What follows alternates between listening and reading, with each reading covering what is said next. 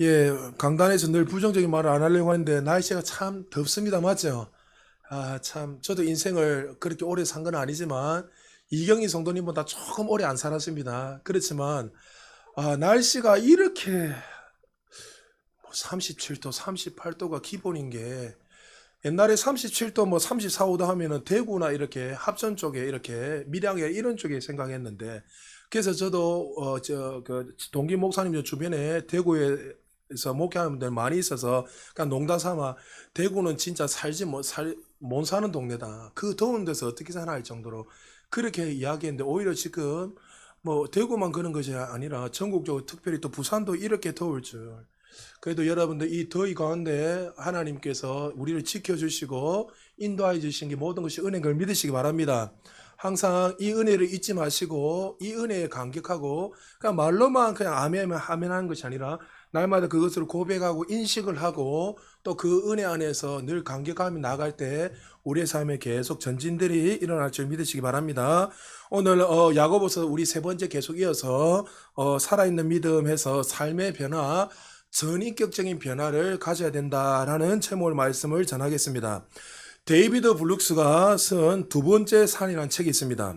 저자는 인생을 두 개의 산으로 비유하고 설명하고 있는데 우리가 인생을 살아갈 때 우리에게는 반드시 올라갈 산이 있는데 첫 번째 산이 있고 두 번째 산이 있는데 그 인생 속에 첫 번째 산을 추구하며 살아가는 인생이 있고 또 두 번째 인생을 산을 이렇게 오르기 위해서 살아가는 자가 있다는 거죠. 먼저 이 저자가 첫 번째 산을 올라가는 유형적인 사람들을 이야기하는데 이 사람들은 공통점이 뭐냐면 자기 중심적이고 자기 행복을 위해서 명예와 자아 실현을 위해서 그들은 달려간다는 거죠. 그래서 그들은 다른 사람들과 비교해서 자기가 더 높은 위치에 올라가는 것, 또 더 많은 것을 가지는 것을 그들은 성공이라고 행복이라고 이야기합니다. 그래서 데이비드 블룩스가 그 이야기를 하면서 이 첫 번째 산을 올라가는 사람들은 그것을 가지고 참된 만족을 누리며 행복을 누리며 살아간다는 거죠. 근데 이들이 소위 말하는 성공자, 우리들이 말하는 하여튼 유명한 기업에 성공한 사람들 보면 최고의 산이 올라가는 사람이죠. 근데 그 사람들이 올라갔을 때 공통점이 뭐냐면 올라갔을 때 그 인생 속에 이것이 다인가? 정말 내가 평생 동안 고민을 하면서 살았는데 이것을 얻기 위해서 살아가고 있나 하면서 인생에 대해서 다시 한번 고민해 본다니. 그러니까 우리는 소위 말하는 우리는 돈을 몇 천억씩 몇 조씩을 벌지는 못하니까 그게 뭔가 다 행복이 있다 생각하고 달려가지만 오히려 그것을 누리는 사람들은 오히려 어떻게 해요? 이것이 정말 내가 인생에 있어서 내가 모든 것을 다 바치면서 살았는데 이것을 누리기 위해서 자아 실현을 위해서 살았는데 이것이 진정한 행복인가 하면서 그들이 고민하기 시작한대요. 그러고 나서 그들이 깨닫는 사람들 중에서 어떻게 깨닫냐면 이것이 모든 산이 아니라 다른 산이 있다는 것을 깨닫고 두 번째 산을 향해서 그들이 눈이 열려서 올라간다는 거죠. 첫 번째 산은 자기 자신을 위해서 실현을 위해서 행복을 위해서 살아간 사람이라면 두 번째 산은 이타적인 삶을 말하는 거죠. 자기 중심적인 삶이 아니라 남을 위해서 또 다른 사람을 위해서 섬기며 사랑하는 삶. 그래서 이 사람들 중에 대표적인 사람이 여러분 잘 아는 톨스토이나 C.S. 루이스 같은 세계적인 문호 정말 유명한 책들이잖아요. C.S. 루이스 같은 이런 사람들이 첫 번째 산을 다 경험하고 난 후에 그 인생 속에 이것이 진정한 행복이 아니라는 깨닫고 그 첫 번째 산 정상에서 예수 그리스도를 만나고 난 후에 그들의 삶에 이것이 진정한 진리가 아닌 걸 깨닫고 두 번째 산을 향해서 자신의 삶이 아니라 이타적이고 또 남을 위해서 그리고 그 그리스도를 위해서 살아가고 또 행복을 추구하며 살아가고 있다는 거죠.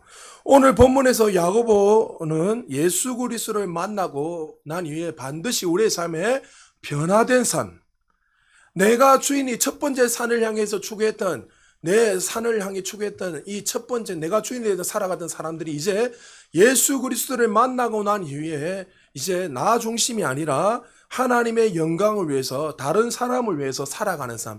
우리 고린도전서 수요일날 공부하고 있지만 고린도전서에서도 우리가 공부하다 보면 계속 어떤 말을 이야기하죠? 괴론에 대해서 이야기하면서 나 중심으로 살아갔던 정말 영적으로 어릴 때는 정말 내가 모든 것을 혜택을 누리하면 행복이고 기쁨이고 나 중심으로 살아가는 인생이 하나님을 만나고 성숙해지면 성숙해질수록 나 중심이 아니라 누구 중심이요? 남을 위해서 또 다른 지체를 위해서 섬기며 살아가는 삶에 대해서 바울은 계속 끊임없이 이야기한다. 그래서 성숙의 변화는 반드시 우리의 삶의 변화가 따르는데 야고보도 우리가 주님을 만났다면 거듭났다면 반드시 우리의 삶의 변화들이 일어나 있다. 일어나지 않는다면 우리의 삶에 여전히 어떻게 영은 거듭났지만 우리의 이 혼은 여전히 어떻게 해요? 천국에 이르기까지 거듭나야 된댔죠. 혼은 거듭나지 않죠. 왜요? 우리 영이 거듭나는 것이지 눈에 보이는 혼은 거듭나는 게 아니기 때문에 이 혼은 죽을 때까지 말씀을 통해서 계속 우리의 바꿔가야 돼요.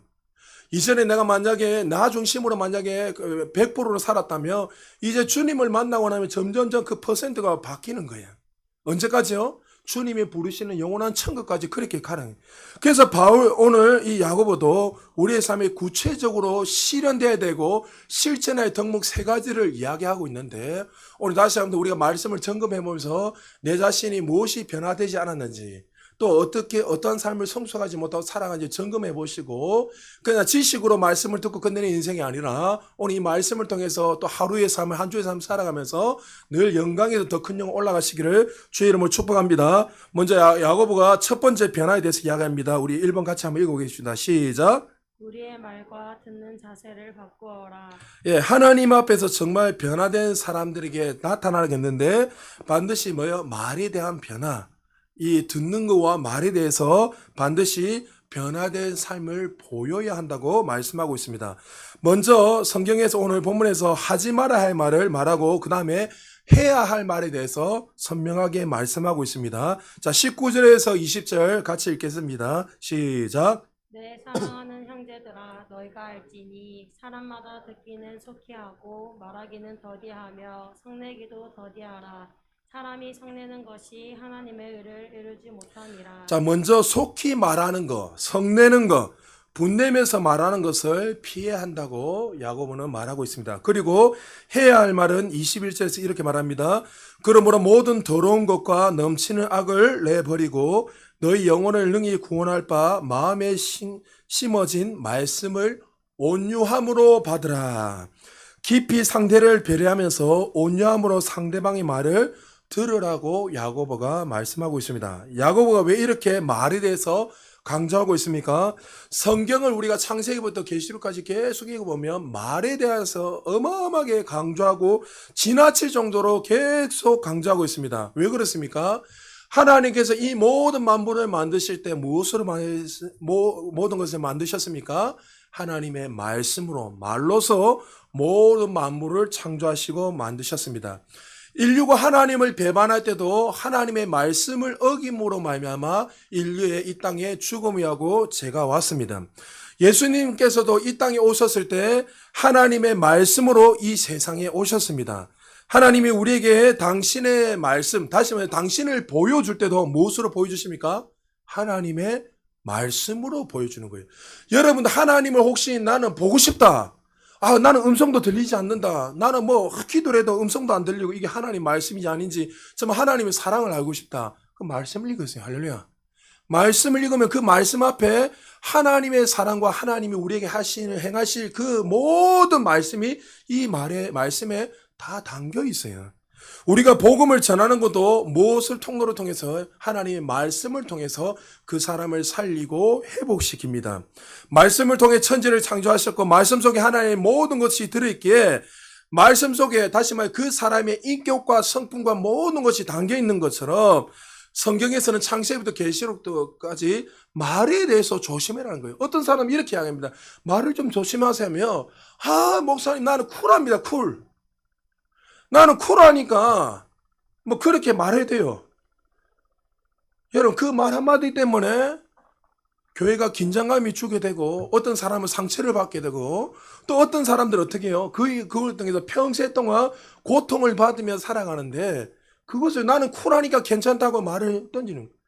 제가 하나님을 더 깊이 만나서 깨닫는 게 뭐냐면 참 저도 잘 안 고치는 이 말에 대해서 조심해야 되겠다. 왜냐하면 그냥 던진 말인데 그 사람은 오히려 어떻게 그 말을 어떻게 해요? 오해하는 거예요. 그래서 저는 성도들한테도 저 여러분들한테 저 농담하는 거 좋아하잖아요. 여러분 보면 성격 알잖아요. 이제. 그런데 어떨 때는 이분한테는 농담하면 안 되겠다. 왜? 농담인데 진담으로 받아들이니까 이게. 그냥 그 분위기를 맞추기 위해서 그냥 농담을 던진 건데 그것 때문에 맨날 며칠 동안 잠을 못 자는 거예요. 진지하게 받아들이니까. 그래서 이 말도 가려서 해야 되는구나. 여러분 늘 말씀드리지만 이 말에는 여러분의 인생의 미래가 담겨있고 그 말이 예언이라 했습니다. 여러분이 뱉는 그 말이 여러분의 인생을 좌지우지할 수 있고 이 말씀 한마디로 하나님이 천지를 창조하신 것처럼 지금도 이 말씀으로 어떻게 해요? 사람을 살릴 수도 있고 죽일 수도 있다는 거예요. 그래서 야곱은 어떻게 해요? 먼저 우리의 말에 대해서 계속 2장에도 이야기하고 계속 그 말들을 끊임없이 하고 있다는 거죠. 자, 19절 다시 한번 읽어보겠습니다. 시작. 내 사랑하는 형제들아 너희가 알지니 사람마다 듣기는 속히하고 말하기는 더디하며 성내기도 더디하라. 자, 듣기는 속히하고 말하기는 더디하라. 메타버스 시대, 정말 가상현실을 사랑하는 이 시대에 지금 700억을 주면 여러분 그 우주 정거장에 2주 동안 어떻게 해요? 거기에서 머물 수 있는 시대입니다, 지금. 여러분이 760억이요, 정확하게. 760억을 주면 여러분 우주선을 타고 여러분 우주여행을 할 수 있는 시대가 지금 이 시대예요. 지금 시대는 여러분 MZ 세대들에게 어떻게 이야기해 말합니까? 야, 할 말이 있으면 빨리 해라. 네 의사를 좀 표현해라. 그냥 가만히 있지 말고 의사를 표현하고 적극적으로 뭔가를 해라고 지금 시대는 그렇게 말씀하고 있습니다. 자신의 주장을 확실히 표현해라고 이야기합니다. 그런데 야곱은 어떻게 해요? 다르게 말하고 있습니다. 듣기는 속히하고 말하기는 더디하며 성내기도 더디하라고 말씀하고 있습니다. 말을 적게 하라는 것이 목적이 아니라 너희들이 말을 할 때 사람을 세우는 말, 그 사람에게 맞는 말을 지혜롭게 잘 해야 된다는 거 이야기. 말에서 이야기한 하지 마라 이 말이 아니라 말을 어떻게 이 말을 했을 때 하나님 영광을 드러내는지 이 사람을 살릴 수 있는지 아니면 사람을 죽일 수 있는지 이 말을 지혜롭게 잘 가려서 해라는 것을 이야기하고 있는 거죠. 말을 잘 듣는 경청하는 것들도 대화를 할 때 잘해라고 말씀하고 있습니다. 심리학 교수인 마이클 뉴콜스가 듣는 것으로만 마음을 얻는다라는 책이 있습니다. 이 심리학 교수였던 마이클 뉴콜스는 35년 동안 그가 상담을 하고 심리를 분석하면서 수많은 사람들을 만나고 상담자를 만나면서 수많은 사람 치유하고 했던 책들을 내어서 했는데 그 책에 보면 사람을 소통하는 법에 대해서 잘 나와 있는 책인데 이 교수님이 인간관계 속에서 대화를 하면서 일어날 때에 가장 큰 문제, 자기가 가장 강조하고 싶은 게 뭐냐면 듣는 것에 있다고 말하고 있습니다. 다들 대화를 합니다. 서로 대화를 하면서 어떻게 생각하냐면 저도 대화를 많이 하잖아요. 저도 어때 상담을 하다 보면 벌써 답이 나오니까 그 사람은 말하고 싶은데 답은 뻔하니까 제가 차단시켜 말할 때가 너무 많은 거예요. 옛날보다 많이 좋아진 겁니다. 옛날 같으면 몇 마디 하기 전에 그만하세요. 왜? 근데 말을 하면 자꾸 불평을 하니까 너무. 근데 이 교수는 저는 심리학자 별로 안 좋아합니다. 이 사람들은 사람의 어떤 심리를 조정해서 하기 때문에 말씀이 사람을 변화시키는 거지. 그래도 심리는 어느 정도는 알고 있는 거는 목회하는 데 도움이 돼요. 저도 왜냐하면 학부 때나 대학원 때 상담 심리학 이런 거 공부를 다 했기 때문에 상담을 해보면 머리부터 발끝까지 모든 것을 보면서 상담해라고 이야기합니다. 왜? 그 모든 것에서 그 사람의 모든 것들이 드러나기 때문에. 근데 이 교수는 어떻게 해요? 듣는 것을 잘해야 된다고 말을 하면서 서로 대화를 하면서 벌써 어떤 사람은 상대방은 어떻게 하냐면 그 사람을 대화를 듣는 거면서 그 머릿속에는 어떻게 해요? 벌써 그 말을 생각하지 않고 자기가 어떤 말을 하려고 생각하고 있다는 거죠. 겉으로는 경청을 한다고 이야기하지만 잘 듣는 것이 아니라 그 사람 말을 들으면서 이미 머릿속에는 어떻게 해요? 자기가 생각을 하고 판단을 하고 그 말을 들으면서 자신과 비슷한 경험이 있으면 끼어들으면서 자기 이야기를 대다수 사람들이 하고 있더란 거죠. 아무리 좋은 것을 듣고 아무리 좋은 것을 읽어도 그것이 나의 자양분이 되지 못하고 내 생각을 가지고 그 말을 판단하게 되면 죄송하지만 그 사람이 이미 늙은 노인과 똑같습니다. 노인이 벌써 되었다는 거예요.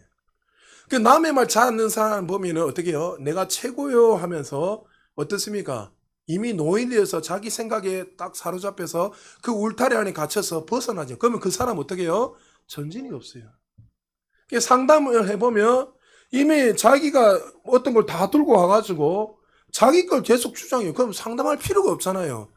자기 삶이 더 전진하기를 원하고 더 진리 안에서 살기를 원해서 상담회로 왔는데 오히려 어떻게 해요? 자기 것을 가지고 와서 자기 이야기만 하다 가면은 왜요? 자기 생각이 갇혀 있으니까. 그래서 여러분 말만 잘 들어줘도 치유가 일어난다는 거예요.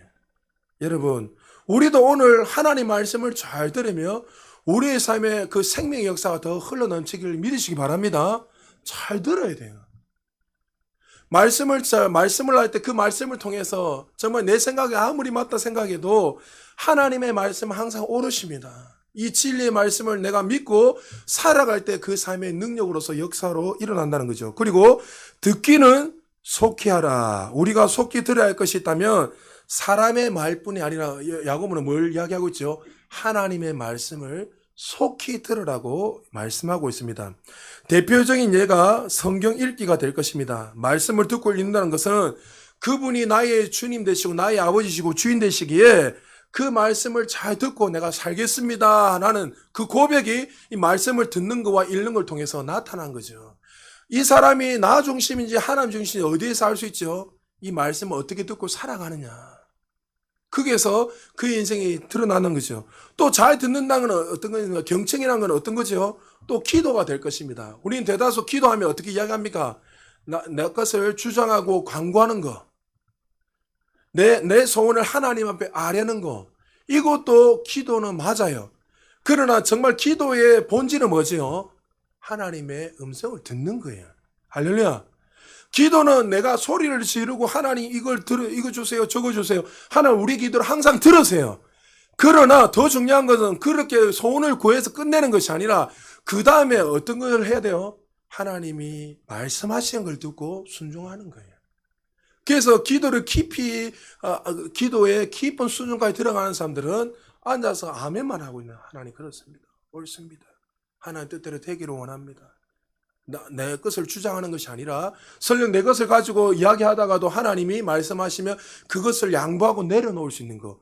그것이 기도고 또 성숙한 사람이라는 것을 기억하십시오. 잘 듣는 것이 시작이라며 말하는 것이 훨씬 더 중요한 덕목이 될 것입니다. 듣기는 속히 하지만 말하기는 더디하라.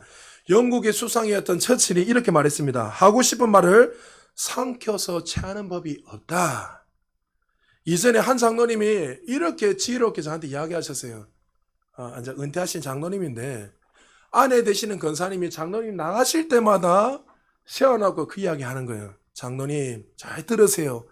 나이가 들면 들수록 말을 줄이고 입을 닫고 지갑을 활짝 여세요. 그래야지 많은 사람들한테 존경을 받습니다. 참 권사님 지혜롭죠? 별로 안 지러워요. 여러분 그러니까 나이가 들면 들수록 어떻게 해요? 자기 고집 있고 주장이 있으니까 말을 계속 한다는 거죠. 그래서 그것 때문에 오히려 어떻게 해요? 사람들에게 분란이 문제가 더 크게 일어난다는 거죠. 그래서 나이가 들면 들수록 어떻게 해요? 입을 다물고 지갑을 활짝 열게 해주신 축복합니다. 예. 그러면 어떻게 해요? 사람들이 와 보고 더 존경하는 거예요.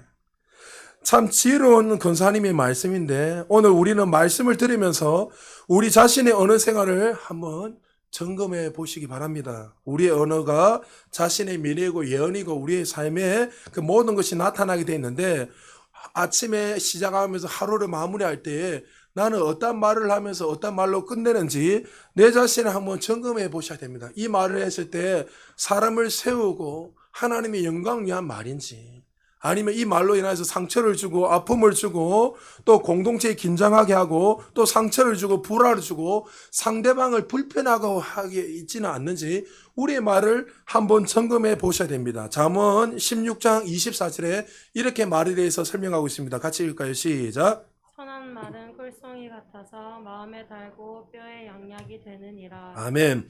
우리의 마음에도 달고 우리의 뼈에도 뭐가 된다고요? 양약이 되는 것이 선한 말. 그러니까 여러분 이 말을 할 때도 한번 딱 하기 전에 참 이게 필터를 잘 걸러서 나와야 되는데 잘 쉽지 않단 말이죠. 그러니까 이장에 보면 나중에 야고보 사도가 선생에 대해서 가르친 자에서 말에 대해서 구체적으로 말한데 그 가르친 자가 서면 이 말 한마디에 사람의 살 수도 있고 죽을 수 있기 때문에 더 무게감을 가지고 말을 해야 돼요.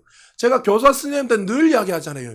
여러분의 어떤 지식과 지혜를 아이들한테 주입시키지 말라고 계속 이야기해요. 여러분들이 경험이니까 그건 경험이다 이야기하고 거기서 끝내야지. 아이들은 가르칠 때는 진리의 말씀으로 가르쳐야 되는 거예요. 할렐루야. 진리의 말씀이 인생을 변화시키는 거지 우리의 경험과 체험이 그 인생을 바꾸지 않아요. 그래서 남을 가르친 사람들은 항상 이 말에 대해서 조심해야 돼요. 한마디 한마디가 사람을 살릴 수도 있고 죽일 수도 있기에 오히려 어떻게 이 선한 말이 너에게 뼈에도 양약이 되고 인생을 변화시키고 삶을 새롭게 한다고 분명히 말씀하고 있다는 거죠. 하나님의 말씀을 여러분 잘 듣기를 주님 축복합니다. 서로의 말을 잘 경청하는 성숙한 그리스도인 되시길 주님 축복합니다. 사람을 세우고 하나님의 영광 위해서 살리는 말 하시기를 주님 축복합니다. 말하기 전에 내 성격이 쿨하니까 나 쿨하니 괜찮아 이렇게 말하지 마시고 하기 전에 말을 때문에 상처를 주고 자꾸만 조정을 한다면 한번 딱 입에서 딱 가만히 있다가 한 1, 2초 생각을 하고 나서 이 훈련을 하십시오. 그러면 어떻게 해요? 성령님께서 지혜를 주셔서 여러분의 입술을 통해서 공동체를 더 아름답게 세우고 여러분이 가는 곳곳마다 하나님의 그리스도의 향기가 나타나도록 우리를 그렇게 세우신다는 사실을 믿으시기 바랍니다. 오늘 이 말씀을 누가 했다고요? 예수님의 동생이었던 야고보가 이야기했어요. 예수님의 공생의 기간 동안 예수님은 끊임없이 하나님의 나라에 대해서 이야기했습니다. 끊임없이 하나님의 나라에 대해서 교회에 대해서 천국에 대해서 계속 제자들에게 형제들에게 끊임없이 이야기했습니다. 근데 야고보는 어떻게 해요? 친형이었으니까 그 말씀을 귀담아 듣지 않은 거예요. 경청하지 않았단 말이에요. 뭐 저 형인데 뭐 저런 게 있나. 엄마 아버지는 지금 다 굶어 죽고 하는데 자기가 메시아라면서 뛰어나가지고 소리치고 있고 야고보가 형을 볼 때 얼마나 기가 착했습니까? 나름대로. 근데 그가 어떻게 해요? 부활하신 주님을 만나고 마가다락방에서 성령을 체험하고 나니 그의 인생이 눈이 활짝 열려 완전히 바뀌어버린 거예요. 그러면서 그 야고보 뭐라고요? 내가 그때 좀 더 일찍 하나님 말씀을 깨닫고 잘 들었다면 내가 얼마나 성숙한 자로 성장해서 천상을 누리면서 정말 이 조예 하나님 주의 이 생명을 누리면서 더 기쁨으로 살아갈 수 있지 않았겠는가? 그 아쉬움이 이 말씀에 담겨 있다는 거죠. 얼마나 많은 사람들이 하나님 말씀 진리하고 외치지만 그 진리에 대해서 귀담아 듣지 않고 나이가 들어서 나중에 후회하는 사람들이 얼마나 많이인지 모릅니다. 사람들이 죽기 전에 그 모습을 보면 저도 임종을 많이 봤잖아요. 그러면 가족 왔다 한번 이야기하세요 이렇게 이야기하면 눈물을 흘리면서 내가 그때 아내에게 좀 더 사랑한다는 말을 좀 자주 할걸. 내가 남편에게 수고 많이 해서 사랑한다는 말을 좀 자주 할걸. 우리 자녀들을 좀 더 축복하고 내가 그렇게 좀 자주 할걸. 왜 죽음 앞에서 많은 사람들이 후회할 때가 많이 있더란 거죠. 여러분 살아있는 동안 우리 공동체나 형제 자매들한테 늘 정말 축복된 말, 세우는 말 하시길 주님 축복합니다. 우리 옆 사람에게 한번 축복합시다. 주의 이름으로 사랑합니다. 눈을 쫙 보시면서 주의 이름으로 사랑합니다. 할렐루야. 야고보가 말할 때 특별히 한 가지 부탁합니다. 말할 때 분노하지 마라. 성내지 마라. 여러분 사람이 언제 화를 자주 낼까요? 내가 중심이 되어 있을 때 화를 냅니다. 내가 중심이 되었을 때 분노가 아니에요. 왜요? 그 사람이 들어주지 않고 내가 원하는 대로 되지 않으면 화를 많이 내고 분노를 한다는 거죠. 내 생각대로 되지 않을 때, 내 생각대로 사람들이 받아주지 않을 때 모든 것이 내가 주인이 되어서 살아갈 때 나타난 것 중에 하나가 분노입니다. 한 미국의 대학교에서 스트레스를 대한 연구를 했습니다.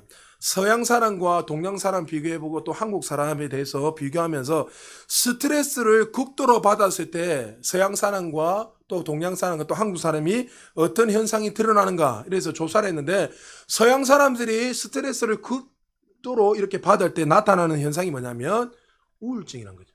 우울증에다가 불안감. 그리고 서양 사람들은 특별히 사람 그 사이에서 벗어나 기피 현상, 혼자서 뚝 떨어져 기피 현상이 일어나더란 거죠. 그런데 한국 사람들이 스트레스를 받을 때 1위가 뭔지 아십니까? 이사가 1위가 뭘까? 이 스트레스 받으면 어떻게 나? 어?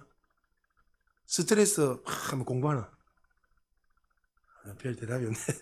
여러분, 한국 사람들 1위가 분노입니다. 화를 낸다는 거예요. 여러분, 작년에 여러분 폭력 범죄 40%가 자기도 모르게 우발적으로 일어난 결과가 나왔습니다. 자기 자신의 분노를 절제하지 못해서 그 당시 화를 참지 못해서 우발적으로 범죄를 저지르게 되었습니다. 이런 일이 생길 때마다 특별히 그리스도인들은 뚜껑 열리면 안 됩니다. 할렐루야. 내가 뚜껑을 한번 열어봐. 여러분, 그런 순간은 이제 끝나는 거예요. 어떻게요? 뚜껑이 열릴 때 우리 그리스도인들 거듭난 자들은 어떻게 됩니까? 성령께서 지배하도록 맡겨야 돼요. 할렐루야. 화가 확 날라면 야고보 성내지 마라, 분노하지 마라. 이 했을 때 성령, 내 안에 계신 그 성령님을 인정하고 성령이 내 마음을 다스려 주세요. 억울하더라도 열이 받더라도 숨을 한번 쉬고 하나님 이 분노를 좀 다스려 주세요 하면서 성령의 지배를 받아야 돼요. 그렇지 않으면 야고보 사도가 어떻게 된다고 말하고 있습니까? 26절 에베소서 4장 26절에 보면 27절에 이렇게 바울이 말하고 있습니다. 같이 한번 읽어볼까요? 시작. 돈을 내어도 죄를 짓지 말며 해가 지도록 돈을 품지 말고 마귀에게 틈을 주지 말라. 자, 거듭났다고 해서 화를 안 내는 사람이 없습니다. 맞죠? 화 다 냅니다. 저도 내고 안 내는 사람이 어디 있습니까? 그러나 죄를 짓는 것까지 가지 말라는 거예요. 할렐루야. 나는 열이 받을 수는 있어요. 화가 날 수는 있단 말이죠. 아, 저거 어떻게 한번 해볼까? 분노는 낼 수 있어, 인간인지나. 그러나 이것을 넘어서 어떻게 해요? 행동은 나오죠. 죄를 짓는 데까지 가서는 안 된다는 거예요. 그래서 바울이 어떻게 이야기합니까? 네가 화를 낼 수 있어도 하루 언제까지요? 오늘 밤까지 넘어가서는 안 된다는 거예요. 근데 여러분 어떻습니까? 대다수 사람들은 상처를 받으니까 내가 1년, 10년 동안 했다가 어느 날 푹 터뜨려요. 그다음 문제 커지는 거예요. 근데 사실 그거는 상대방에도 문제가 있지만 본인 자신이 말씀을 신뢰 안 하는 거예요. 하나님의 말씀을 신뢰한다면 용서하게 돼 있잖아요. 할렐루야. 그래서 봐요. 분을 내고 만약에 내가 참지 못하면 27절에 뭐가 한다고요? 마귀에게 틈을 주게 된다. 마귀에게 통로를 열어줘서 우리의 지식과 감정과 의지를 장악해서 그것이 하나님의 진리가 나타난 것이 아니라 사단이 역사할 수 있도록 만들어 버린다는 거예요. 그래서 가정이 깨지게 되고 또 여러 가지 어떤 살인이 일어나게 되고 이런 일들이 문제가 많이 일어나게 된다는 거죠. 그래서 우리는 이런 일이 일어날 때마다 따라합시다. 내 마음을 잘 다스리고 성령님께서 내 모든 생각을 지배할 수 있도록 내어놓아야 된다. 할렐루야. 성령님이 지배할. 그러니까 성숙해지면 성숙해지도록 이런 일이 일어날 때마다 어떻게 해요? 이 훈련이 잘 되는 거예요. 성숙해지면 질수록 내가 정말 거듭나고 나니 정말 그리스도인답게 살아가는 사람들, 성숙한 자들을 보면 어떻게 해요? 이런 일이 일어날 때마다 어떻게 해요? 이전에는 분노가 일어나고 혈기로 막 모든 걸 다스리다가 전제적으로 어떻게 해요? 이 진리가 그의 삶에 거하고 계속 다스리면 어떻게 해요? 이런 것들이 자연스럽게 사라지는 거예요. 여러분, 이 일들이 언제까지요? 천국에 이르기까지 일어나는 거예요. 우리 혼은 거듭나지 않았기 때문에. 여러분, 분내지 않기를 주님 축복합니다. 말과 경청하는 것들을 잘 하시길 주님 축복합니다. 왜 많은 사람들이 화를 내고 급하게 말을 할까요? 거듭났지만 여전히 자기 중심적인 생각으로 첫 번째 산을 향해서 살아가고 있는 자들이기 때문에 이런 일들이 일어난다는 거죠. 우리가 하나님을 신뢰하게 되면 달라집니다. 내 인생의 주인이 내가 아니라 하나님이라는 사실을 믿는 사람들에게는 어떤 말을 들어도 하나님이 나를 향한 목적과 계획이 있다는 사실을 믿고 그의 생각이 달라지고 언어와 듣는 태도가 달라진다는 거죠. 나에게 안 좋은 말을 하는 사람이 있다면 하나님이 주인이 된 사람들의 반응 어떻게 해요? 그 영혼을 위해서 기도해야 돼요. 왜요? 저 영혼도 하나님이 사랑하는 영혼이기 때문에. 저 영혼도 아직도 은혜가 필요한 사람이기 때문에 저 영은 아직도 하나님의 그 온전한 뜻을 모르기에 성숙하지 못한 자이기 때문에 하나님의 사랑과 은혜가 필요하기에 그 영혼을 위해서 기도하게 되는 거죠. 그것이 그리스도인의 자세요, 모습이 되어야 될 줄 믿으시기 바랍니다. 교회에 열심히 내서 예배하는 거 정말 우리에게 필요합니다. 그러나 신앙이 좋다는 것은 정말 예배를 잘 드리는, 그냥 눈에 보이는 공적 예배를 잘 드리는 것이 아니라 어떻게 해요? 예배당 문을 나가는 그 순간에 어떻게 해요? 이제는 본격적으로 우리의 신앙이 좋은 모습을 삶의 태도와 모습을 통해서 나타나는 것이 신앙이 좋다는 거죠. 교회 안에서는 막 할렐루야하고 막 은혜는 다 받는 건 나가다가 가끔가다 TV에 보면 뭡니까? 어떤 누구 건사, 어떤 목사, 집사님 뭐 해가지고 뭐가 문제가 일어나가지고 뭐 이런 이슈들 많이 일어나잖아요. 우리 교단은 아니에요. 내가 조사해 보니까. 그러니까 하여튼 이상한 데서 안수를 받아가지고 그런 분들 자기가 목회하면서 그렇게 하는 분들이 다는 아니지만 그런 분들이 좀 많아요, 사실은. 왜냐하면 그런 것 때문에 저한테 물어보는 말이 제가 그러면 막 체크해가지고 확인해 보니까 사람들이 물어보니까 그럼 우리 교단은 아니에요. 그러니까 그 자기 어떻게 해요? 정말 목사도 화를 내고 다 하죠. 인간이지라. 그러나 어떻게 해요? 항상 주님을 더 깊이 만나면 만날수록 어떻게 해요? 이 예수님께서 말씀한 야고보 말했던 우리의 삶의 변화들이 반드시 일어난다. 여러분이 이야기했잖아요. 목사님 한 분이 혈기 많은 분인데 운전만 하면 어떻게 해요? 부목사 때 실제로 이 목사님 한 10,000명이 넘는 곳에서 목회하고 계신 분입니다. 부목사 때 있을 때는 막 신방 간다고 운전을 막 하고 있는데 옆에 차가 끼어드는 거예요. 어떻게 됐을까요? 레이싱을 하는 거예요. 와! 왱! 해가지고 그 사람 앞에서 끽 섰어요. 근데 뒤를 싹 보니까 신방 대원들이 다 있는 거예요. 장로님, 지사님들 쫙 있는. 그 장로님이 옆에 보면서 목사님 시원하십니까? 그러니까 이 목사님이 참 지혜롭다는 게 어떻게 말했냐면 옛날보다 많이 좋아졌습니다. 여러분 우리가 그렇습니다. 우리가 목사라고 다를 게 있겠습니까? 욕할 거 하나도 없어요. 언제까지요? 우리가 정말 우리가 하나님의 자녀가 되었다면 우리의 모습 속에서 주님을 닮아가는 그런 모습들이 끊임없이 나타난 것을 믿으시기 바랍니다. 21절에 이렇게 말씀하고 있습니다. 계속 이어서 읽어보겠습니다. 시작. 그러므로 모든 더러운 것과 넘치는 악을 내버리고 너희 영혼을 능히 구원할 바 마음에 심어진 말씀을 온유함으로 받으라. 예, 구체적으로 분노에 대해서 성내는 걸 이야기하면서 더러운 말과 악을 내버리고 또 우리가 말씀을 어떻게 해요? 마음에 심어진 말씀을 어떻게 받아야 된다고요? 온유함으로 받아라. 여러분 말씀을 들을 때 온유함을 받으시기 주님 축복합니다. 여러분 온유하면 가장 먼저 생각나는 인물이 있죠. 누굽니까? 예수님 빼고요. 예, 모세지요. 자, 민수기 12장 3절에 보면 이 사람 모세는 온유함이 지면의 모든 사람보다 더하더라. 그러니까 그 당시에 통틀어서 모세가 어떻게 해요? 최고로 겸손하고 온유한 사람이라고 말하고 있습니다. 여러분 사실 이 온유라는 단어는 모세에게 사용되면 안 되지, 맞죠? 모세가 어떤 사람입니까? 성격이 뭐 같은 사람입니다. 불 같은 사람이고 자기 동족을 본 앞에서 누가 괴롭히니까 어떻게 해요? 주먹을 때려서 죽여버렸어요. 혈기가 보통이 아닙니다. 하나님의 법궤를 시내산에 받고 내려오는데 밑에서 금송아지를 숭배하고 있는 이스라엘 백성들 보면 어떻게 했습니까? 쉽게 그 두 돌판 그것을 던져서 그들에게 갈아서 마시겠습니다. 금송아지를 갈아서. 그 정도로 그는 급한 성격이고 불같은 사람인데 성경은 뭐라고 말하죠?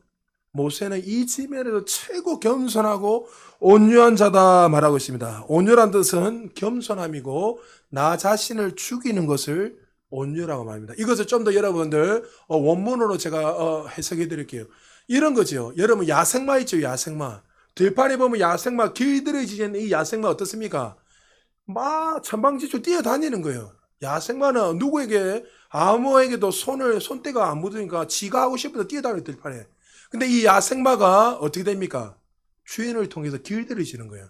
길들여지고 나면 나중에 여러분들 안장을 채우고 다 이래 가림막으려고 다 해서 하잖아요. 뭐 고삐를 채서. 그래서 주인이 어떻게 해요? 오른쪽으로 가라 하면 어떻게 합니까? 오른쪽으로 가게 되고 왼쪽으로 가라 하면 왼쪽 가는 거예요. 내 자신이 없어지는 거예요. 이게 뭐라고요? 성경적으로 원문에 보면 온유라는 거예요. 모세가 온유했다는 것 같아요. 이전에는 내가 주인이 돼서 내가 하고 싶은 대로 살았던 그 인생이 하나님이 말씀하시면 그 말씀 앞에 어떻게 해요? 아멘 하고 걸어가는 거예요. 이게 온전한 거예요. 여러분, 어떤 사람이 이리 온유함으로 하나님의 말씀을 받아들일 수 있죠? 하나님이 누구신지 분명하게 아는 사람. 하나님의 말씀을 절대적으로 신뢰하는 사람. 하나님이 항상 옳으시고 하나님이 창조자시고 구원자인 것을 믿는 사람이 하나님의 말씀하시면 그 말씀 앞에 어떻게 해요? 내 자신은 사라지고 아멘 하면서 그 말씀을 그대로 받아들이고 살아가는 그 인생. 그 인생이 온전한 거죠. 여러분, 강단에서 하나님의 진리의 말씀이 대언되고 선포될 때마다 이 말씀을 온유함으로 받으시기를 주님 축복합니다.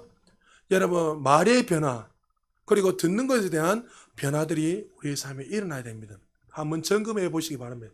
내 삶 속에 아직도 거듭났지만 여전히 이것이 여전히 내 삶에 자리 잡고 있지 않다면 오늘부터 다시 한번 이 말씀을 잘 귀담아 들어서 언어의 변화들 그리고 듣는 것들 하나님 말씀하시면 그 말씀 앞에 겸손함으로 그대로 받아들이고 여러분 성숙한 그리스도인으로 살아가시기를 주의 이름으로 축복합니다. 그리고 두 번째요. 말씀을 듣고 그 즉시 행하는 자가 되어야 된다. 우리가 하나님의 말씀을 온유함으로 잘 들었다는 것을 어떻게 알 수 있죠? 이 사람이 정말 오늘 말씀을 잘 들었는가 안 들었는가? 많은 사람은 내가 말씀을 잘 들었다면 내가 글자를 말씀을 조금 잘 적었으니까 내가 이제 머리에 다 귀담아 들었으니까 이것이 나는 말씀을 잘 들었다 생각합니다. 말씀을 잘 듣는다는 것은 삶에서 실천하는 거예요. 할렐루야. 여러분 늘 말했잖아요. 여러분 오늘 말씀을 주면 이 말씀 가지고 6일 동안 살아가는 거예요. 할렐루야. 그럼 여러분 어떻게 해요? 내가 같이 평소에는 화를 내고 말을 항발하는 사람이 어떻게 한 주 되면 이 말씀을 계속 묵상하다가 남편한테 막 아내한테 욕을 하려다가 어떻게 해요? 딱 그러면 나는 지금 언어가 바뀌어야지. 난 하나님의 자녀인데 하면서 어떻게 해요? 축복의 말을 하는 거예요. 할렐루야. 그게 지금 말의 영향, 하나님 말씀의 영향을 받고 살아가고 있는 거예요. 할렐루야. 그렇게 하지 않으면 어떻게 해요? 10년, 20년, 30년이 지나도 그 사람은 여전히 영적으로 어린아이로 살아갈 수밖에 없다는 거죠. 여러분, 최고로 말씀을 잘 듣는다는 것은 듣고 행하는 것입니다. 부모님 말씀을 잘 들었다면 어떤 아이가 훌륭한 자녀입니까? 그 말씀을 순종하는 아이가 그 부모의 말을 잘 듣는 거예요. 선생님에게 가르침을 잘 받고 선생님의 말씀을 들었다면 훌륭한 아이들은 어떤 아이들이죠? 그 선생님이 가르친 대로 따라 공부하는 아이들이 훌륭한 자고 실천하는 자죠. 그러니까 우리가 하나님 앞에 설교를 잘 들었다는 것은 조목조목 말씀을 잘 듣고 기록한 것도 중요하지만 그것보다 잘 듣는다는 것은 어떻게 삶으로 반드시 따라 나오는 것이 그 삶이 말씀을 잘 들었고 또 그 말씀대로 살아가는 삶이 정말 그 삶 속에서 역사하는 믿음, 능력의 믿음입니다. 제가 고민한 것 중에 하나예요. 말씀을 여러분에게 잘 쪼개는 것도 필요하지만 성령님, 제가 쪼개는 것이 중요한 게 아니라 우리 사랑하는 성도님들 예배당 문을 나갔을 때 이 말씀이 살아서 역사할 수 있는 그런 말씀이 날마다 나타날 수 있도록 하나님 역사해 주옵소서. 여러분 이게 정말 훌륭한 설교고 정말 강단에서 나와야 될 설교입니다. 기도 많이 해주시기를 주의 이름으로 축복합니다. 야고보는 거듭난 하나님의 백성들에게 나타나는 행동의 변화에 대해서 구체적으로 22절에서 말씀하고 있습니다. 같이 한번 읽어볼까요? 시작. 너희는 말씀을 행하는 자가 되고 듣기만 하여 자신을 속이는 자가 되지 말라. 예, 말씀만 듣기만 하고 행하지 않는 자는 자신을 어떻게 하는 자라고요? 속이는 자래요. 내가 지금 신앙생활 잘하고 있구나. 내가 하나님의 말씀대로 잘 살아가고 있구나. 여러분 얼마나 이것이 위험한지 모릅니다. 그러니까 대다수 사람들이 하나님의 말씀을 많이 아니까 나는 그렇게 살아가고 있구나 하면서 착각에 빠져서 살아가는 거예요. 근데 실제로 만나서 이야기해보면 정말 신앙이 없어요. 왜 그렇죠? 살아서 역사하는 믿음이 없으니까 말씀이 그 삶에 나타나지 않으니까 어떻게 해요? 지식적으로 하니까 어떤 결정적일 때 말을 못하는 거예요. 여러분 내가 아무리 하나님 말씀을 몰라도 정말 주님을 만나는 사람들 어떻습니까? 반드시 어떤 사람이 이야기해도 그걸 당당히 이야기하잖아요. 근데 지식적으로 아는 사람들은요 자신 있게 이야기는 못해요. 이렇습니다. 저렇습니다. 말을 할 수 있지만 경험되지 않기 때문에 그의 삶 속에 역사가 일어나지 않는 거예요. 우리가 말씀을 잘 듣고 깨닫고 또 이해를 하면 오늘 이 말씀을 바르게 이해했다고 생각하지만 야고보 사도는 그것이 아니라고 분명히 말씀하고 있습니다. 말씀을 잘 들었다는 것은 그 말씀대로 살아가는 것이 그 말씀을 깨닫는 겁니다. 그래서 말씀을 듣고 행하지 않는 사람은 23절, 24절에 어떻게 말하고 있습니까? 같이 읽습니다. 시작. 누구든지 말씀을 듣고 행하지 아니하면 그는 거울로 자기의 생긴 얼굴을 보는 사람과 같아서 제 자신을 보고 가서 그 모습이 어떠한 것을 곧 잊어버리거니와. 자, 말씀을 듣고 행하지 않는 자, 자신을 속인 자요. 마치 거울을 보고 자기 자신의 모습을 잊어버린 자라고 이야기해요. 비유적으로 설명하고 있는 거예요. 1세기 때 거울은 어떤 거울입니까? 청동 거울이었습니다. 청동 거울이니까 잘 보일 거야. 희미하게 보이는 거예요. 그러니까 행하지 않는 믿음 어떤 믿음? 네 자신의 거울로 보고 나서 희미한 거울로 잊어버리는 자는.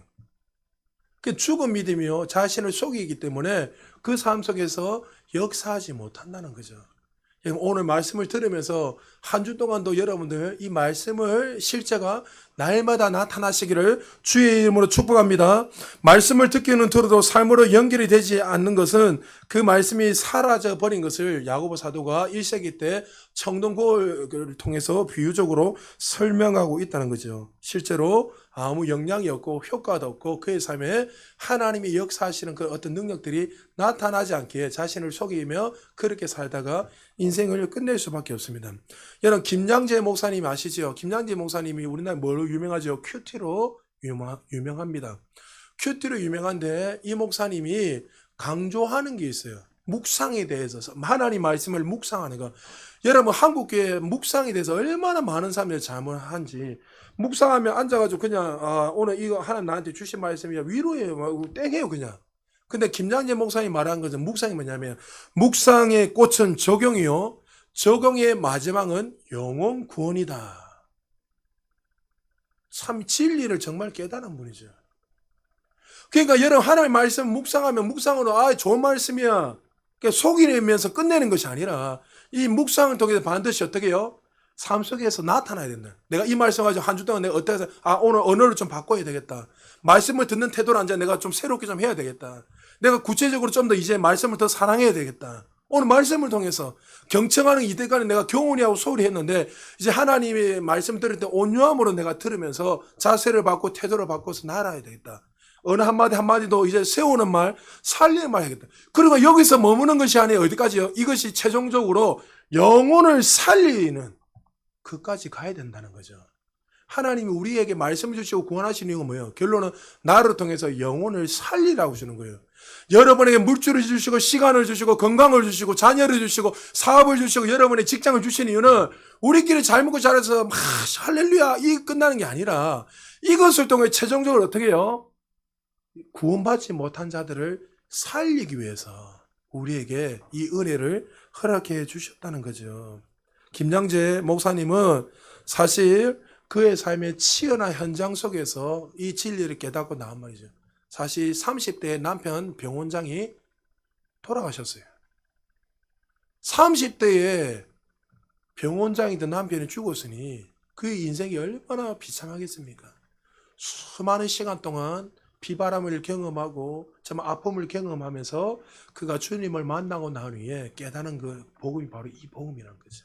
내가 하나님 말씀을 통해서 날마다 살아가게 되고 그걸 통해 영혼을 위해서 살아갈 때 하늘의 그 기쁨과 한량의 은혜들이 부어지게 되고 승리하는 그것들을 깨달았기에 그 김양 보면 얼마나 사람이 온유하게 딱 보이시는지 얼굴에 딱 드러나잖아요.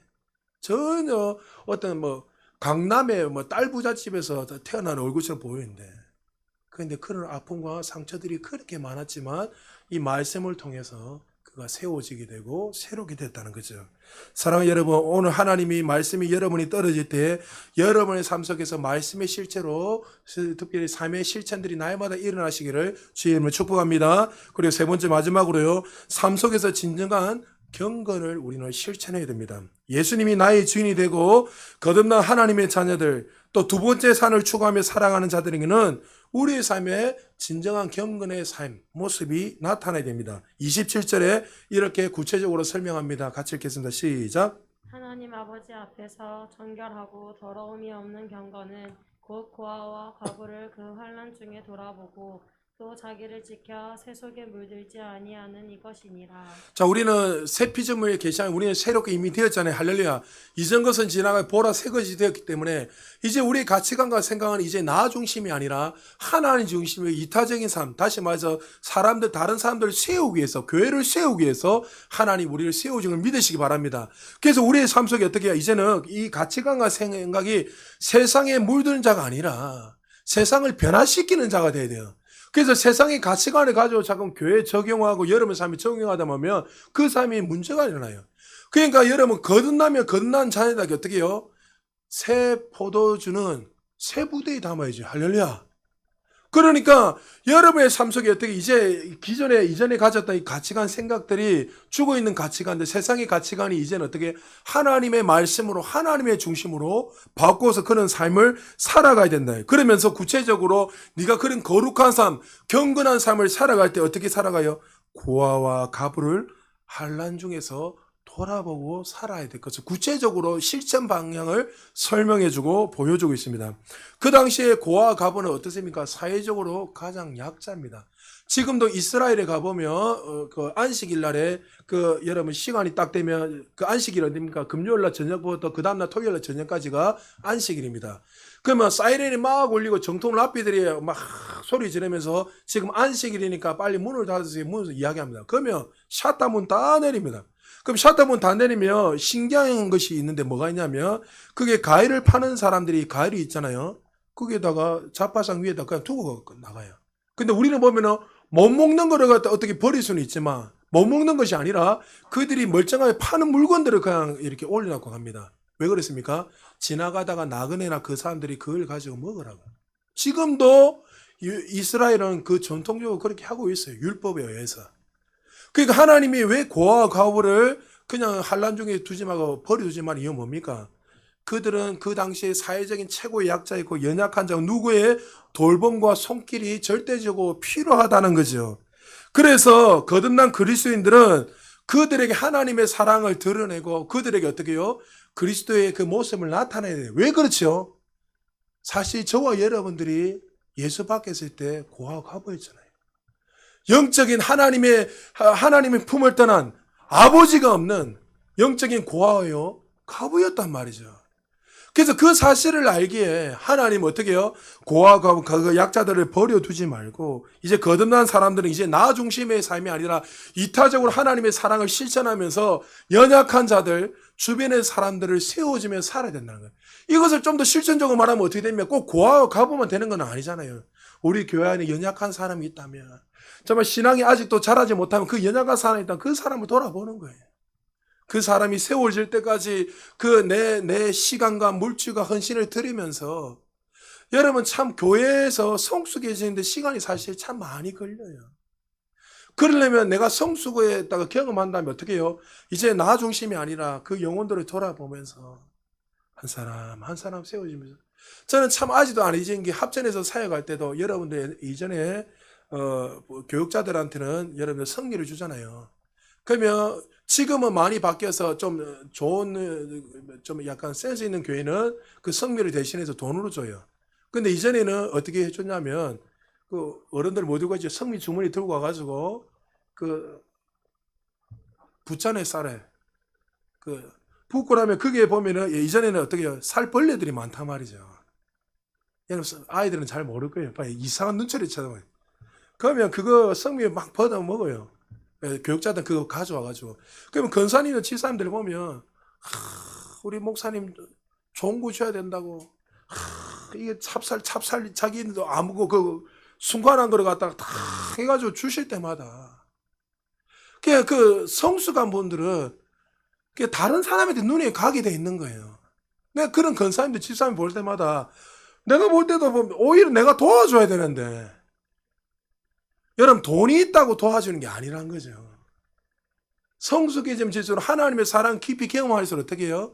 오히려 어떻게 해요? 나 중심이 아니라 연약한 자들을 돌아보고 나보다 정말 남이 더 잘 될 수 있도록 세워지는 거. 그래서 하나님이 실전적으로 어떻게 내 언어뿐만이 아니라 너 듣는 것이나 행동의 변화가 나타나면 구체적으로 실천한 게 어떻게 해요? 하나님의 사랑이 우리의 모습을 나타내는데 그것이 어떻게 하라고요? 이제 주변에 있는 고아나 가부 그 우리 안으로는 우리 교회 안에 있는 사람이 돌아보고 더 넓게는 어떻게 해요? 예수를 믿지 않는 자들이 그들이 영적인 고아와 가부잖아요. 그들이 어떻게 해요? 하나님의 사랑을 증거함으로 말미암아 그들을 세워줘야 된다는 거죠. 왜 그렇죠? 우리는 사실 영적으로는 고아와 가부였기 때문에 하나님의 그 속량의 은혜로 우리가 이미 구원받은 하나님의 사람이 되었기에 그 사랑을 깨달은 사람들은 그렇게 살아갈 수밖에 없다는 거죠. 오늘 우리는 말씀 마무리합니다. 야고보가 말한 말씀을 통해서 변화된 사람들의 구체적인 모습을 오늘 우리에게 말씀했습니다. 말과 듣는 것의 변화는 또 귀와 입의 변화입니다. 실천하는 것, 손과 발, 행동의 변화입니다. 고아 가부를 사랑으로 섬기는 것, 마음의 변화입니다. 사람에 대한 태도의 변화입니다. 이 말은 뭡니까? 한마디로 말해서 거듭난 하나님의 자녀들은 전인격적으로 변화된 모습으로 살아야 되는 것을 보여주고 말씀하고 있습니다. 여러분, 하루아침에 이 일들이 잘 일어나지 않습니다. 그러나 하나님이 이렇게 말씀하신다는 것 어떻게 반드시 너희들은 그렇게 될 수밖에 없을 것이고 그렇게 살아야 될 것을 분명히 말씀하고 있어요. 혹시 여러분들 입술에 변화가 일어나지 않는 분들이 있습니까? 듣는 것 아직 여전히 변화가 일어나지 않는 분들이 있습니까? 말씀을 들어도 여전히 10년, 20년 지나도 삶에 어떤 실천하지 못하고 지식적으로 알고 살아가는 분들이 있습니까? 정말 내 마음에 하나님의 사랑을 경험했는데 불구하고 고아 가부를 돌아보지 않고 연약한 자를 돌아보지 않고 여전히 나 중심적으로 살아가는 분들이 있습니까? 오늘 이 말씀을 통해서 다시 한 번 더 우리의 삶에 하나하나씩 변화가 일어나서 우리의 모습을 통해서 공동체가 더 아름답게 세워지고 연약한 자들이 세워지고 또 우리 교회를 통해서 부산제자교회를 통해서 또 수많은 자들이 세워짐으로 말미암아 하나님의 나라가 날마다 확장되는 하나님의 사람들 되시기를 주의 이름으로 축복합니다.